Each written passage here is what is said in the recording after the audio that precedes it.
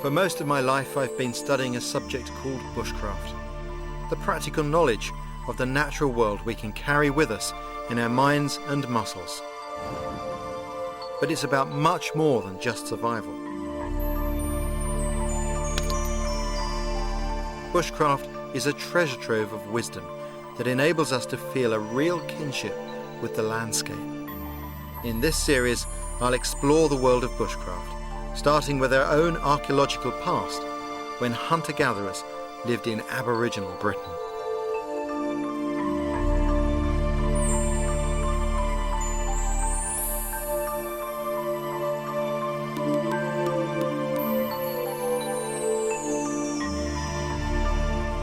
Our Aboriginal roots are only revealed in glimpses. My journey begins amongst these 6,000-year-old tree stumps which have recently emerged from the mud here on the banks of the Thames in London.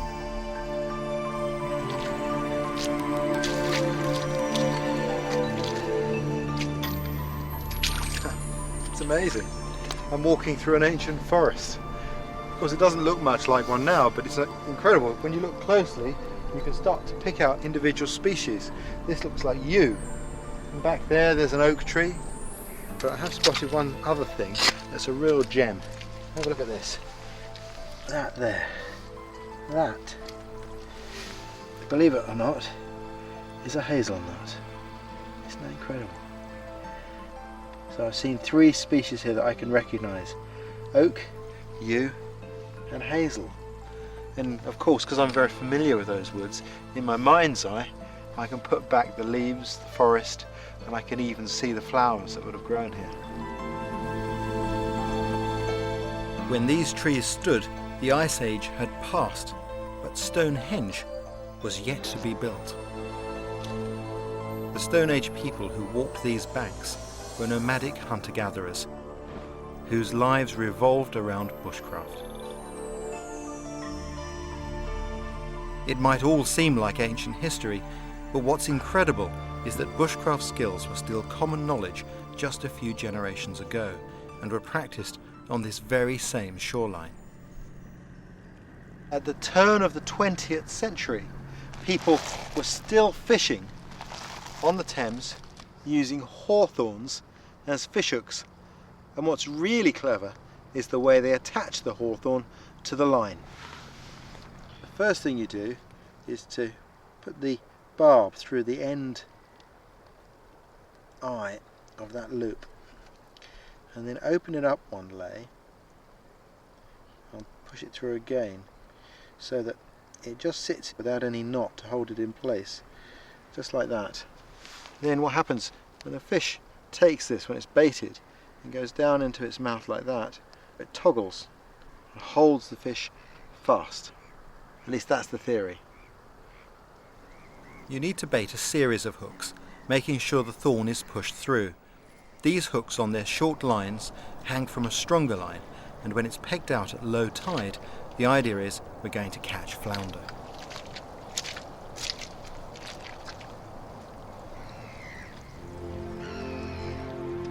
This long line fishing relies on the ebb and flow of the tides, and unlike so much of modern life, it can't be rushed.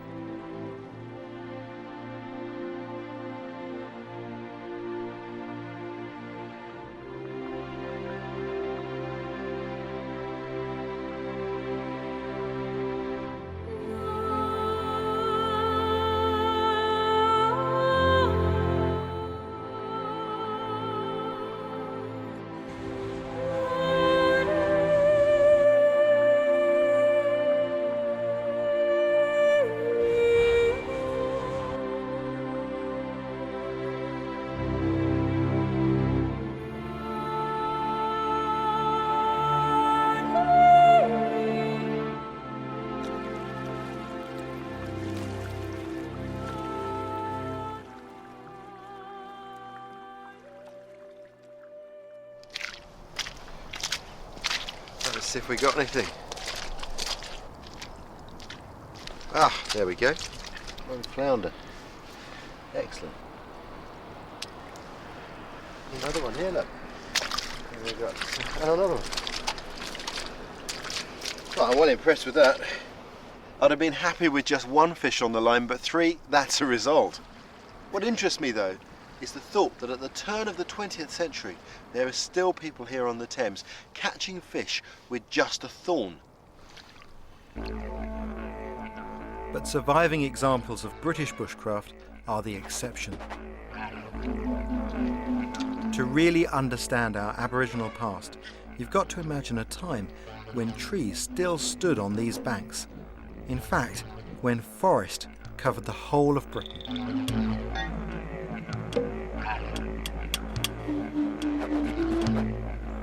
The canopy was like a jungle, broken only by river courses. We would recognise the trees, but they were massive, far bigger than any alive today.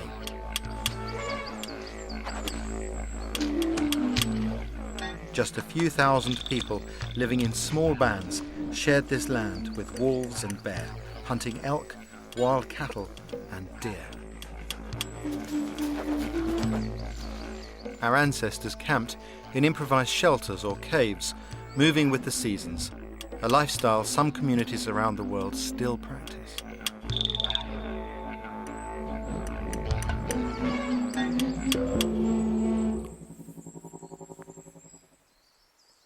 One of the real joys of learning bushcraft, particularly in foreign lands, is that you learn to see the landscape around you through the eyes of the indigenous locals.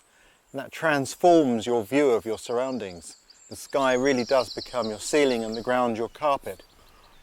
In Britain, it's archaeology that provides us that opportunity to give us a new view of our homeland. From Aboriginal Britain, there are no faces, no voices to help me understand our ancient way of life. Instead, we have only archaeological fragments found in the dirt. But what I love is to use what I've learned from my experiences to fill in the gaps between these fragments of evidence. The knowledge of bushcraft can bring our silent past alive anew.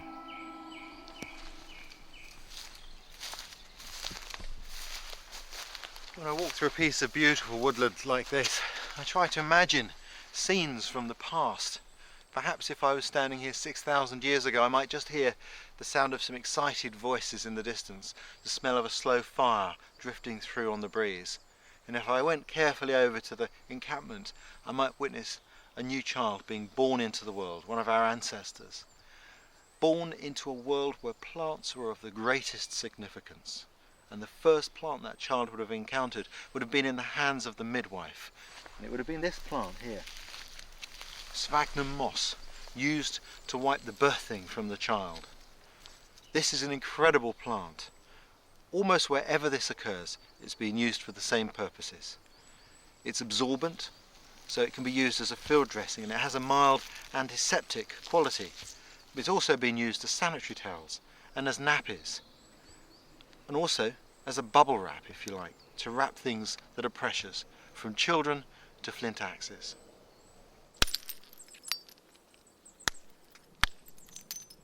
It was stone that shaped our Aboriginal past, a material people had worked for over 500,000 years, while metal's only been used for 5,000. So when you stop to think about it, it's not surprising they developed a highly sophisticated stone tool culture.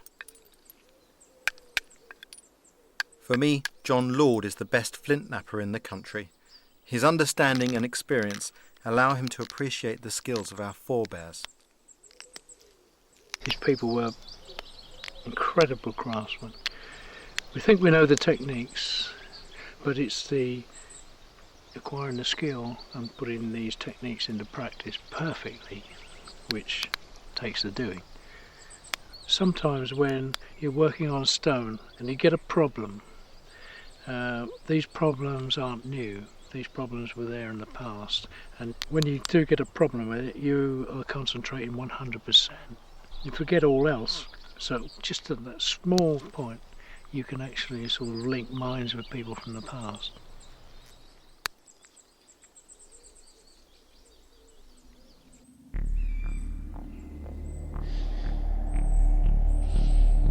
As the demand for flint intensified, it led to the first industrial landscape of Britain.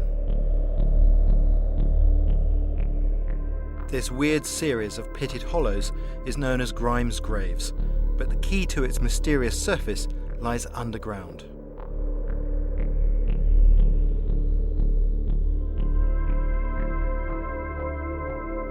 Ancient miners dug shafts and side channels through the chalk with antler picks to excavate their precious flint. These nodules formed a seam 12 metres down, and tools made from these mines have been found as far away as Scotland.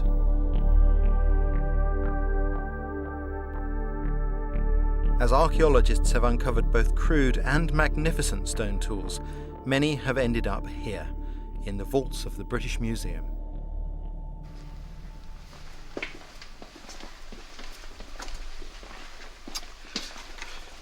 One of the things that's really fascinating about bushcraft is the view it gives us of our ancestors. If we were to see that in a museum, we'd read the label, 350,000 years old, and we'd see its shape.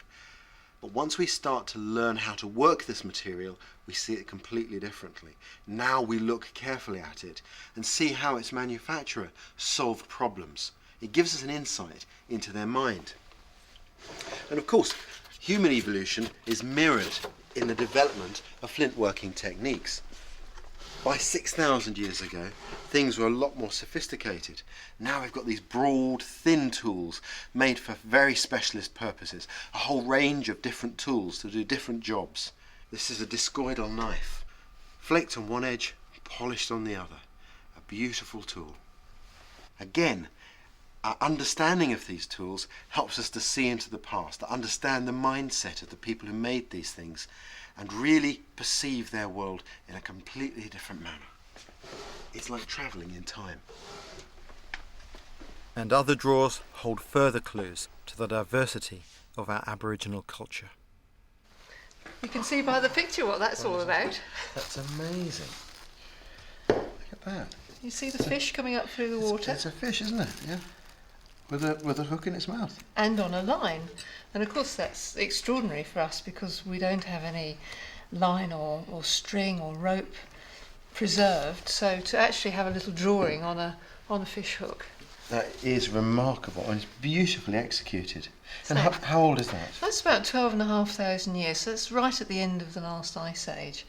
And these lovely little needles are from the same site as these fish hooks. And it's so thin. Yes. I mean, now looking at it that way, you can see how fragile the eye is. Yeah, but just the right size to be threaded with sinew. Yes. Do you find many of these that are broken? Lots of broken ones, but very often they turn up in sites in vast numbers. You get 800 or 900 needles, which really emphasises how important this piece of kit was. This comes from the site of Starcar in Yorkshire, about 8,000 years ago. 8,000 years ago. This is, I'm sure you know what it is, it's a piece of bracket fungus. Yep. Wow, that's amazing. This is an incredibly useful material. This is one of the most useful materials in bushcraft. And use that to make a very good tinder which will catch a spark. The type of spark that people who lived in a world without metal were able to make. I've always thought of you as the keeper of the crown jewels because from my perspective I think these things are more fascinating than any baubles the royal family wears. But clearly we are just glimpsing how the world of our ancestors was. How sophisticated do you think they were? From my point of view, I think they're very sophisticated. We must remember that all the things that we've looked at were made by fully modern people like us. And certainly by the end of the last ice age, people have really got it sussed. Their bushcraft is not simply eking out a living on the edge. These people are surviving with forests full of opportunity, and they make use of it all. And they clearly have a spiritual life and an artistic life which we only get glimpses of through the archaeology, but it's every bit as sophisticated as what we know in the present time from many different communities and even from our own way of life. Marvellous. But not all artefacts are so beautiful. Some of the most intriguing are the ones with imperfections. The Ashcott Heath bow, made over 4,700 years ago, is one of Britain's oldest, but the half fragment raises a whole host of questions for the country's top bowmaker.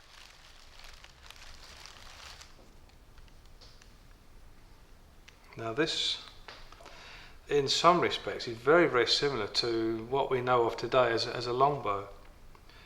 They've used the most wildest, awful timber from a very, very badly selected tree, in my opinion. The worst choice of wood that I would take to make a bow, because of the small knots and pins. Any knots or defects could tear the bow apart. But the workmanship, again, is still good, even on this. And bearing in mind they were using stone tools.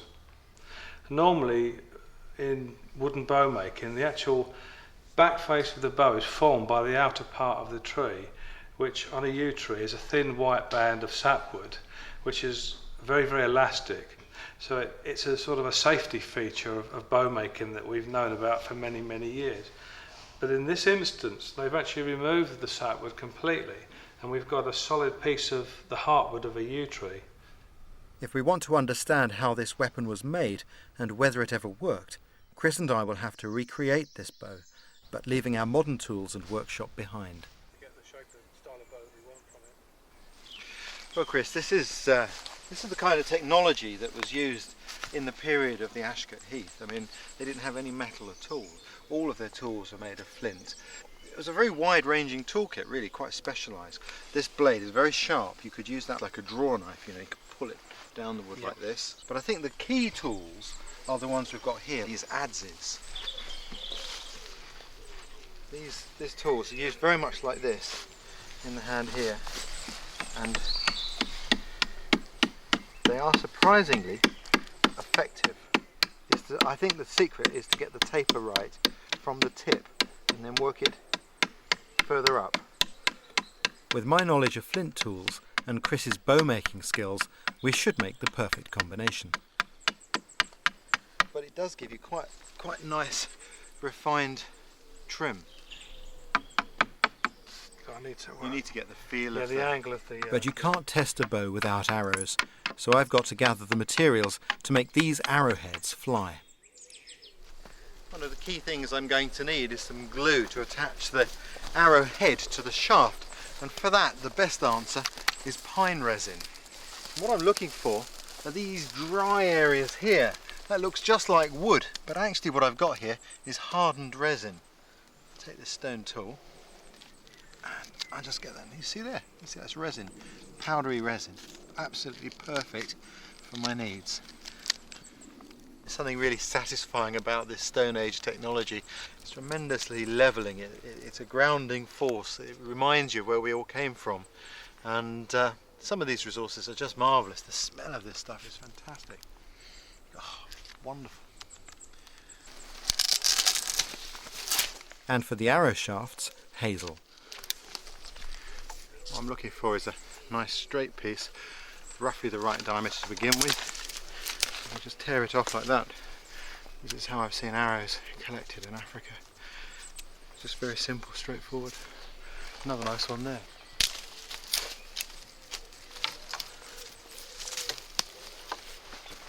It's coming on a tree, isn't it?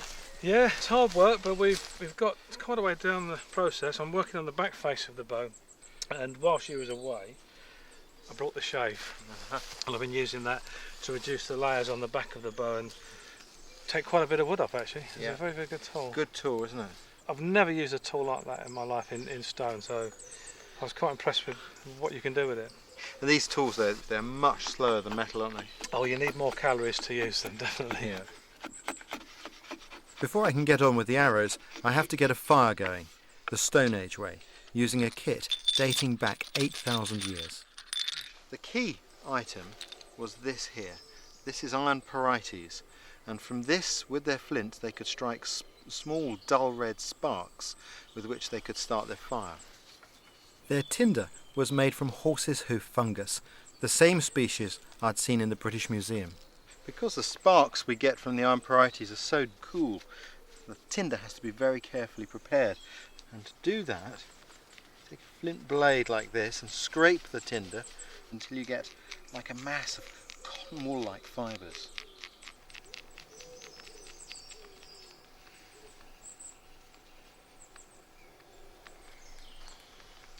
The next job is to strike the spark onto the tinder, and this isn't easy, and the sparks are very small and very few and far between, so it takes normally a few minutes.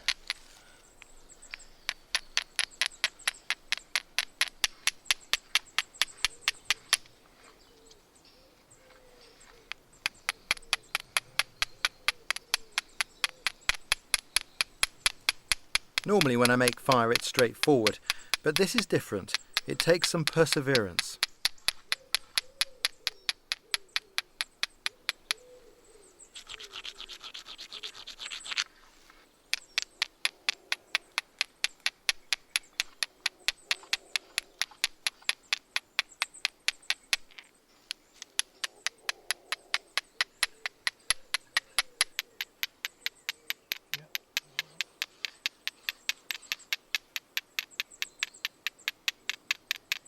And of course eventually one lands in the right place and the tinder catches light like this.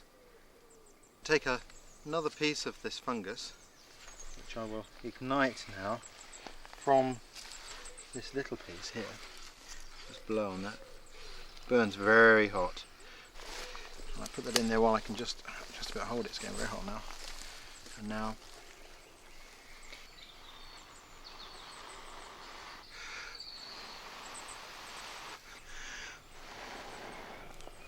there we have flame.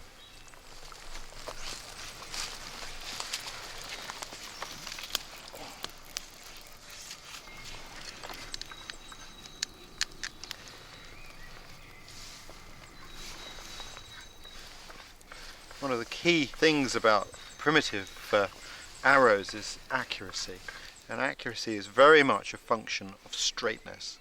And that doesn't look too bad, but actually when you look down it you can see it's all higgledy-piggledy waves all over the shop. And the process is to heat the arrow shaft over the fire and then to straighten out the areas where it's bent. This one was just the same as the last one a few minutes ago, and gradually now I'm starting to straighten it out. And then once it's straight, I want to dry these stems off, and then I can scrape them down a little bit more and then sand them. It's a lot of work, but well worth it. Sitting here getting to grips with these Stone Age techniques makes me realise how resourceful our ancestors were. The forest was both their DIY store and their supermarket. This little plant down here is celandine, and this, strangely enough, is a plant that we do know from the archaeological record was used for food by our ancestors, and it's an easy plant to dig up, which is its great advantage. And that's the bit we eat, that little root there. Doesn't look like very much, but when you consider how easy it is to collect a whole load of them, it makes a good food. And I thought, well, Chris was looking a little tired there working with those stone tools. Maybe he'd like to try a snack from the Stone Age. And you bake them in a scrape under the fire for a few minutes. That should be long enough, I reckon. Break some of this out. What I've done is I've cooked these roots in the ash, and the ash helps to exclude oxygen, helps to prevent them from burning. Have a quick look. They must be cooked because these are members of the buttercup family, which are poisonous if they're eaten raw. There we go. When they're cooked you can peel them really easily, and you can see there they're full of starch, that white centre. Soft and delicious. And they taste a bit like sweet potato. Very, very nice. Grubs up, Chris. These roots, Chris, are a seasonal delicacy, and if the original bowyer who made the Ashcott Heath bow had been making them at this time of year, this might well have been what he ate to keep his energy going while he was building it. Just straight in? I can eat the skin as well. What do you reckon? Yeah, potato. Yeah. A quarter. Yeah. Yeah. Mind you eat all your roots.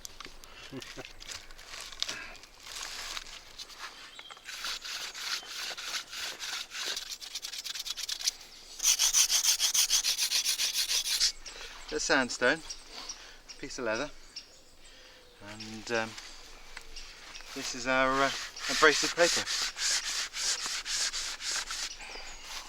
What do you reckon? Yeah, that's fantastic, smooth. They could probably use the same process on the bow. Oh, I thought you might say that. I'll give it a try anyway. Hey. Your bow's useless without the arrows.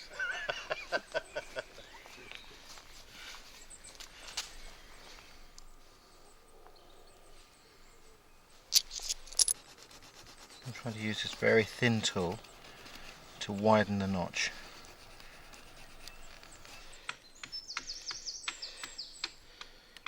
I'm going to make some adhesive here to affix the arrowhead in place. The first thing I've got is some charcoal.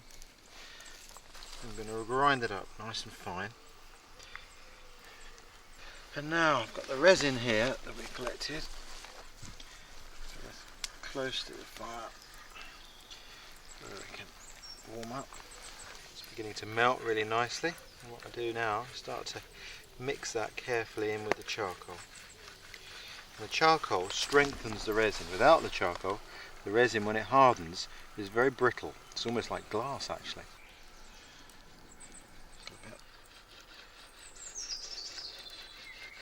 Cools off very quickly. That's just the first fixing. What I need now is to bind that arrowhead in place and then apply some more glue. So I've got a really firm fixing.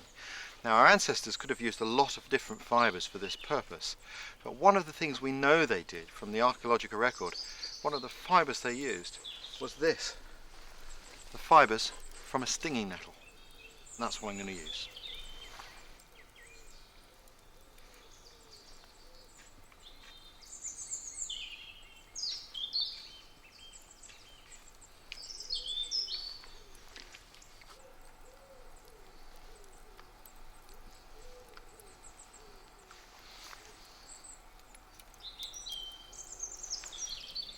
That's the point fixed. Now for the fletchings.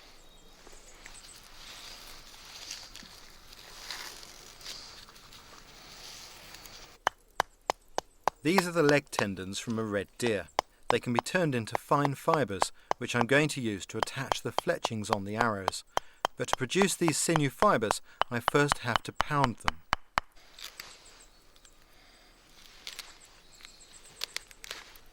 Sinew fibres contain their own natural glue.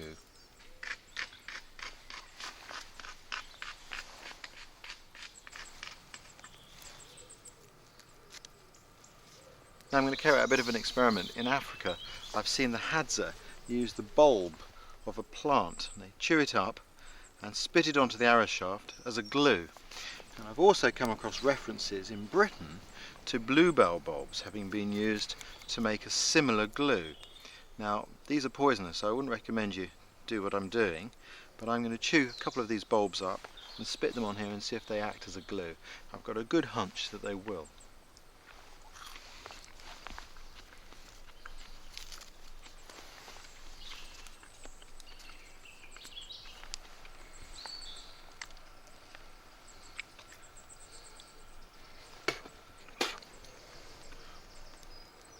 Very sticky.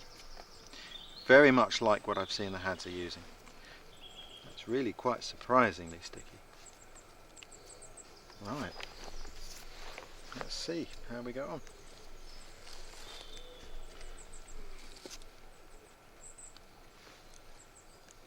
The first one down on there. Pull that good and tight. Another bit of sinew for binding. Fiddly old business, this.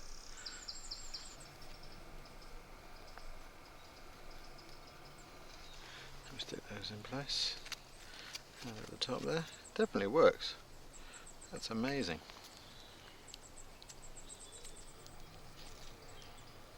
Feathers are magical things, you know. Amongst a lot of native people, they had tremendous significance because they go higher in the world than most of us are able to. Therefore came closer to God than the rest of us. And when it comes to jobs like this, the magic of their physical structure, which enables you to separate the veins like this and then gently brush them back together, and they connect and hook onto each other again. It's just fantastic.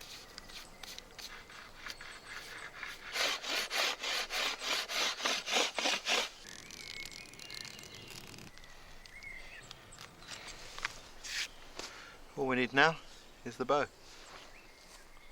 Okay, yeah, it is just a little bit stiff there, Ray. Can you feel the stiffness in the middle of the bark? This is at the crucial stage of the bow making now.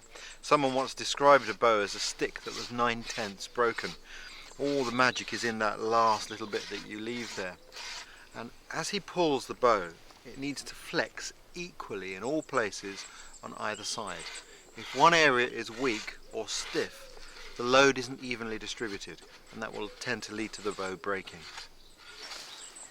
Oh, yeah. Well, Chris, the thing that bothers me is that we've got a lot of stress involved, and we've got no sapwood. Yeah. There is a very good chance, isn't there, that this could break. After all, the one we saw in the museum was broken. Broken, yep, I know. It's an experiment, and we've said this right from the offset. I've, been prepared to give it a go, the same as you. Let's just hope that it hangs together.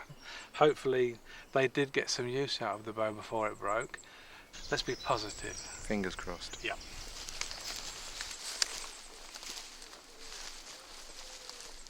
Right then, Chris, what's the target? Clump of ferns down there. All right, you're on.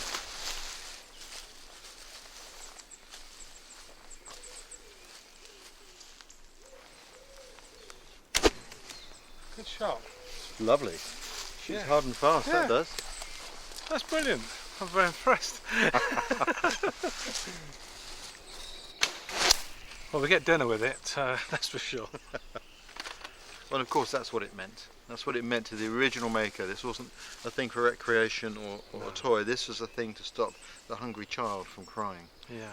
It really is a forerunner of the longbow of the medieval period, isn't it? It's just a few thousand years later, our whole nation stood behind these pieces of yew. And relied on that very weapon.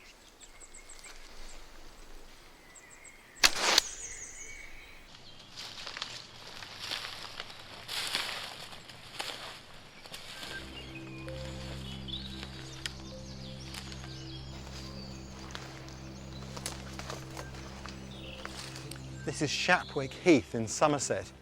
Ashgate Heath, where the original of this bow was found, is just across the marsh there. It's a fantastic environment to come to though. You don't often see a wetland habitat as rich as this one in Britain. There are lots of sedges, rushes, fantastic ferns here. But the real significance is that it's exactly this type of habitat that our ancestors would have used this bow to hunt through.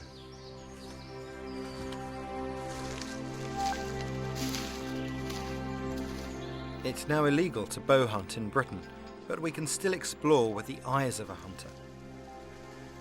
The forest edge gives you the advantage of preying on woodland animals coming to drink and waterfowl in the reeds.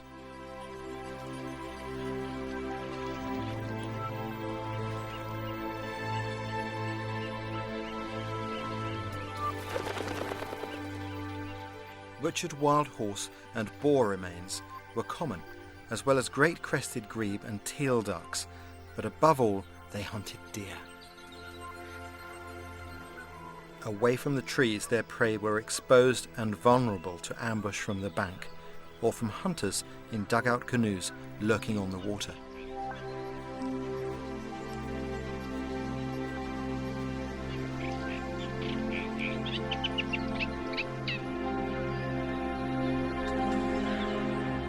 With canoes and skin boats, Stone Age Britons could use the rivers as natural passageways through the dense forest, or venture further afield along the coast.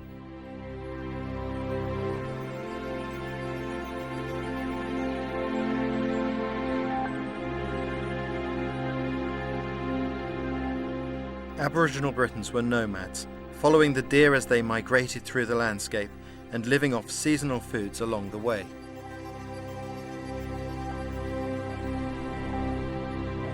The deer lived in loose herds, moving to the higher ground in summer.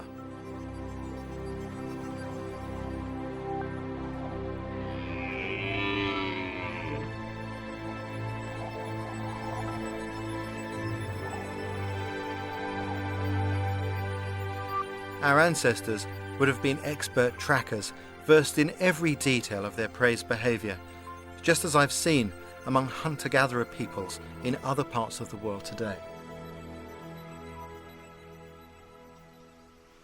One of the most profound things I've encountered amongst tribal peoples is their respect for the animals that they hunt. These things are treated with the greatest reverence. They really believe that they are brothers, they're cousins with which we share our life, our time here on the planet Earth. And that's something I also feel deep inside. Some cultures believe that if you don't treat the animal with respect, then you have no luck as a hunter. This roe deer was shot as part of a cull, and for our ancestors, a carcass like this was a precious prize. The antlers up here are an incredibly important resource. These made needles, harpoon points, tools. The eye, the juice from the eyeball can be used as a glue. The bones themselves could be used. And the skin, vitally important to make bedding, to make clothing, bags and ropes. The old flint tool does a beautiful job. It's just like a little razor blade. Fantastic tool for the task.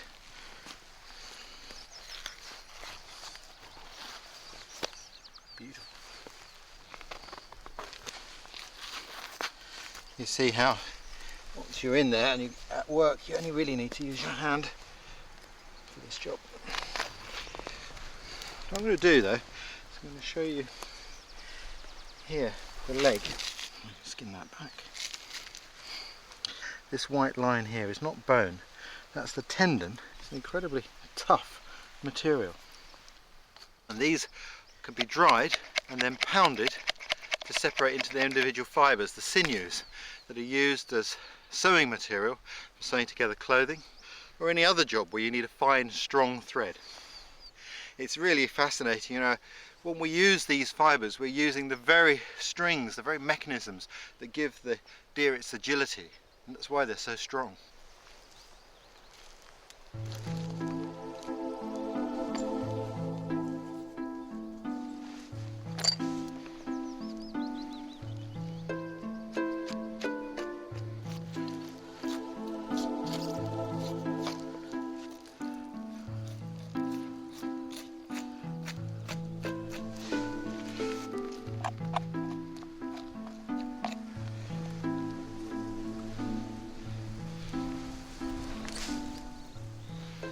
That's a beautiful piece of meat. That's going to cook absolutely deliciously. Fantastic.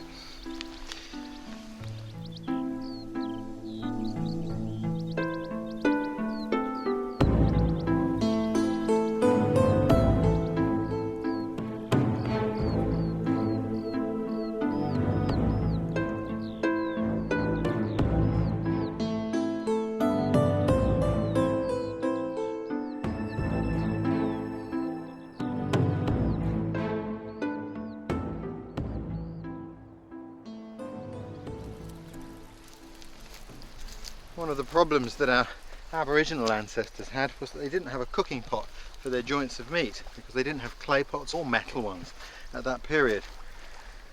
They had to use their fire. Now, to make an oven, what I've been doing here is I've been burning a fire for about an hour and a half into a hole in the ground which I've lined with flat rocks so that the rocks will become very hot, and I'm going to cook the meat in there. First job now is to open this pit up. There's a lot of heat comes out because the rocks are now white hot.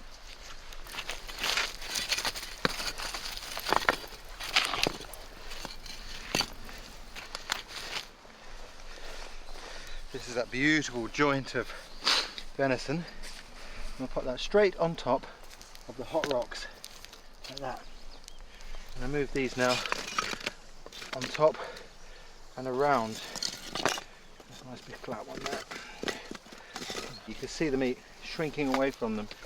This sort of cooking, you've got to have the right sort of ground. You would never want to do this on peat because you could set the ground itself alight. Now I'm only cooking one leg here. You could cook a whole deer this way, and I quite often do that, but even a big feast of many animals could be cooked in this manner. What I'm going to do now is just going to put a lid on top and put these sticks across here. green sticks so they won't burn. You can already smell the meat beginning to cook. Beautiful. So now, I'm going to cover it with moss.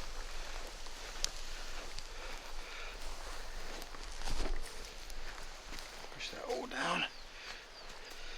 Now I'm going to cover the whole thing with sand.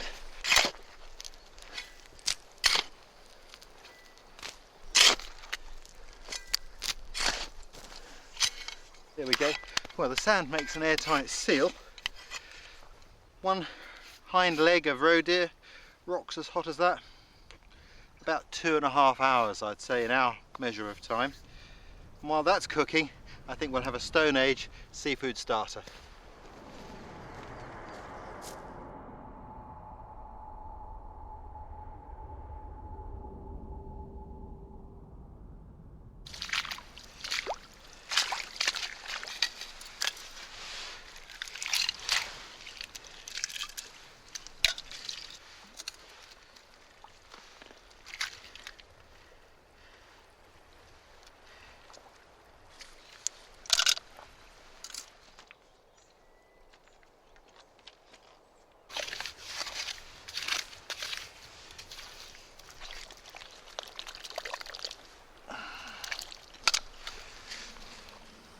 If you like seafood, there's no reason to starve on this shoreline. Far from it. Just a few minutes collecting and you've got plenty of food. I remember being up in Alaska with Alaskan Indians, and they have a saying there that when the tide is out, the table is set. And that's how it must have been for our ancestors too. It's no wonder that those early communities clung to coastlines.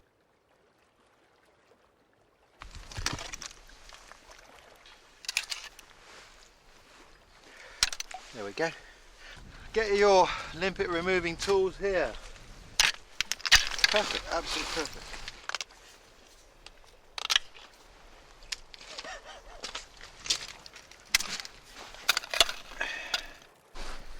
To cook the limpets, I can encourage them to clamp down onto this flat rock. Like that. Flatten out the sand. And I'll take these, got a couple of razor clams there. Beautiful mussels up here, some really large ones. Put a few cockles in now. And I'll put the other razor fish there like that. Put this rock in there, so set it down at the same height.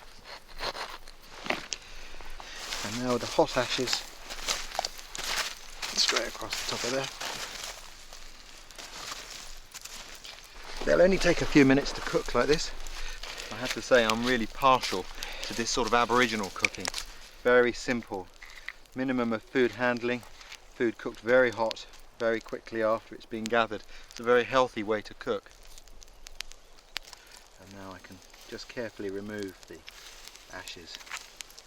Oh, there we can see the limpets now. Beautifully done. Be very careful now because shellfish really, the shells really hold the heat. And there's our limpet beautifully cooked. Let me just clean him off and pull off the black bubble on top. Just pull all that off. There. And we eat that orange meat. It's chewy, but it's really good flavour. Fantastic. That razor clam there, that's all he's done. I don't know why we don't eat more of these in Britain. The French sell them, even in Paris you can buy these. Absolutely gorgeous. Oh, that is fantastic. That cockle looks like he's just about done. Oh, that is definitely my favourite seafood. Fantastic. That really tastes of the ocean. Wonderful. And what I'm doing here, cooking like this is a scene that repeated itself around the coast of Britain for millennia. We know that because when our ancestors had cooked this way, had these meals here, perhaps as big families, they took the shells and they literally threw them over their shoulder.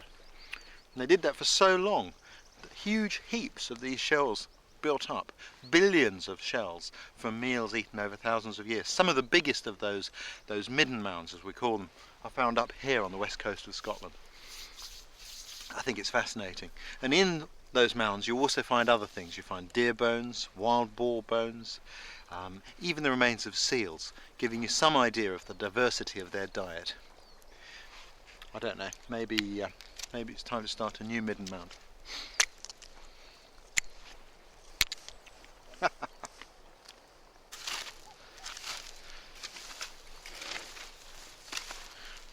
Once I start to get down to the moss, I'll start to roll it back carefully. A lot of heat in there. Be careful not to burn yourself.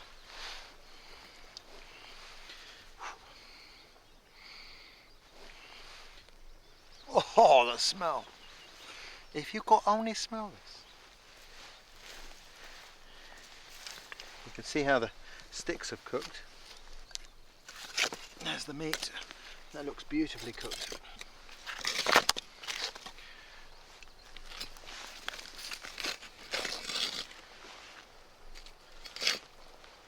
Oh, if you could smell this, fabulous.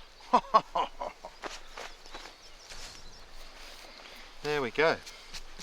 And a piece of flint, and we can do a little bit of crafty carving. Now, on this occasion, my sound recordist, Andy, has insisted that he is to taste some.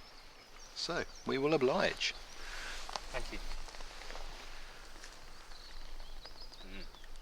Excellent. Andy, always master of the understatement.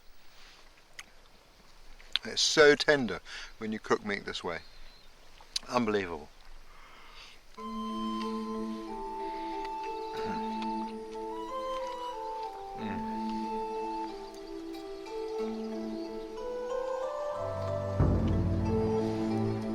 Bushcraft never wastes a resource. From the fire used to heat the rock oven came embers to bake my shellfish, and with this ever useful horse's hoof fungus, I can now carry that fire with me. If you're living a nomadic lifestyle, it's a top labour-saving device.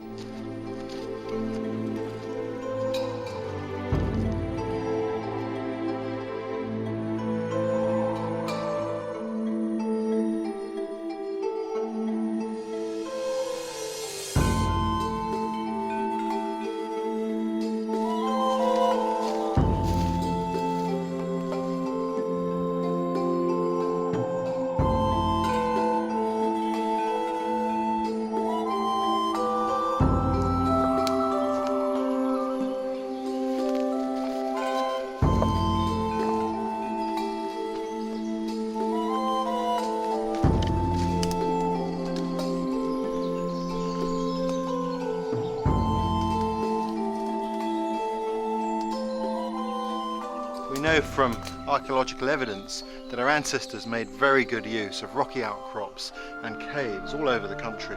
They are ideal places to find shelter and also from protection against wild animals. Even in this little cave, which doesn't look very good to sleep in, there have been stone tools found. So there was evidence that people were here, and these rocks once rang to the voices of our earliest ancestors.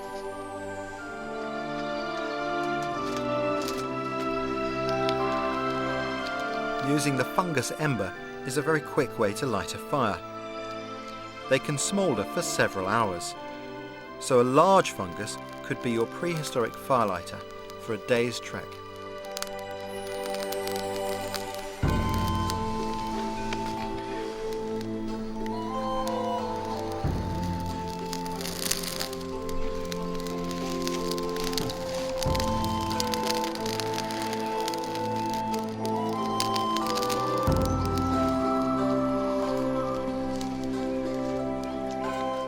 Hunting and gathering is a highly practical lifestyle, and even artifacts which hint at their spiritual culture involve some clever bushcraft. At Star Car in Yorkshire, a set of what are believed to be headdresses were found, 20 of them, made from the craniums and antlers, although they're truncated, from red deer. And these materials are not brittle. A lot of people think this is a brittle material. It's anything but. So it's interesting to see how it was broken, because there is a little knack that makes it possible.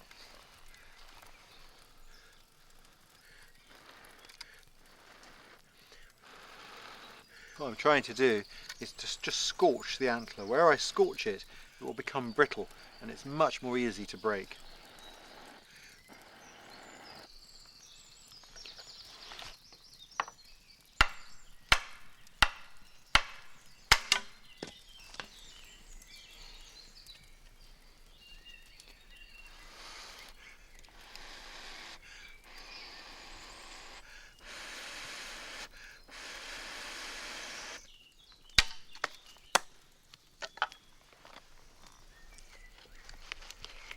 So I'm drilling one of two holes which are found at this end of the piece, and what they suggest is that this may have been fastened in some way as a headdress. Having taken the antlers off, it becomes a lot lighter. Now, what was that used for? We can only guess. But I think that there are two possibilities. One, these antlers could have been used in some means as a camouflage for somebody trying to approach close to deer and mimic their behaviour to entice them closer. Or, and I think perhaps more likely, these were used as some sort of mask or adornment for dancing, perhaps some sort of religious practice.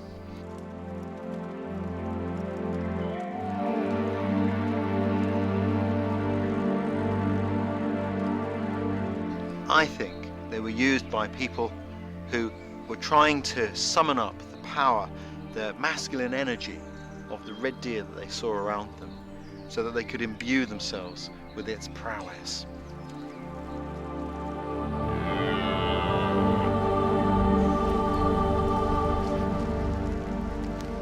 To believe that the essence of an animal can be captured in a mask and worn can still be seen in many native societies. But our ancestors also represented animals in another way, which for me is their most powerful legacy of all. At sites all around the world, we find fantastic rock art. European prehistory is no exception. Imagine a space that brought these paintings together, images dating back 17,000 years, and their subjects are so acutely observed, they are remarkable.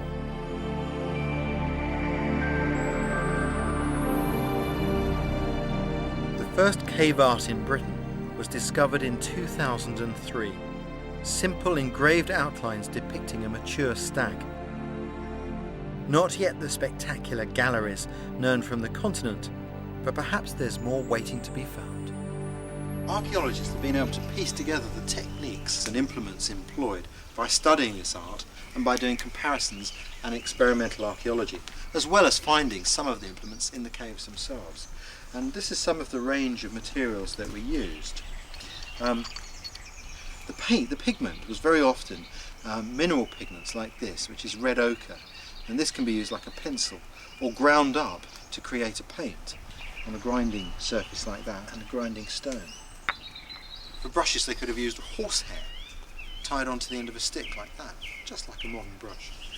To fill in larger areas they had another technique, and for that I'm going to use a bit of buckskin, and in that I'm going to put some of this sphagnum moss, which is wet. I'm just going to wrap that up and then tie it in place with this strip of leather. And what I end up with is this sponge, and I can put pigment on here and use that to fill in larger areas on painting.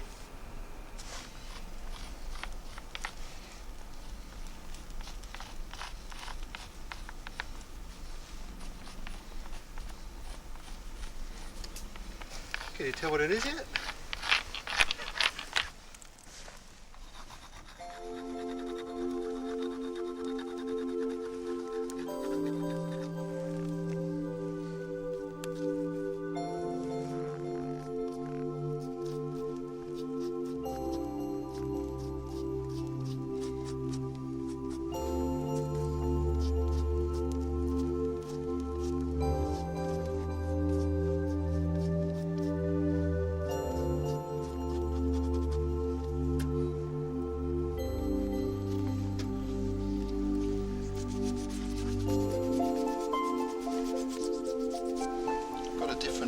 here, but yellow ochre.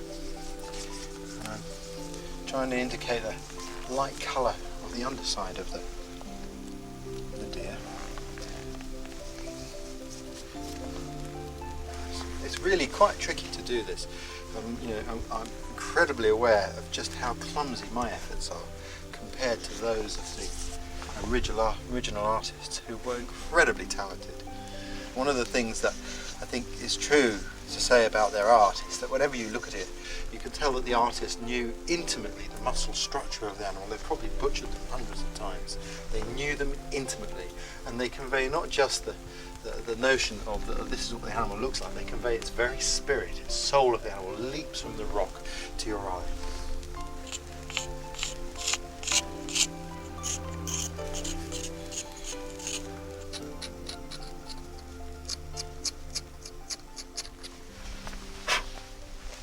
I think that the fact that these were done in the dark with some sort of torchlight is fascinating, because when you actually move the light around, it really does flicker and move. You can see movement in the animal. That makes it easier to look for the three-dimensional representation here. Fantastic. It's really exciting. I could get quite addicted to this, I have to say.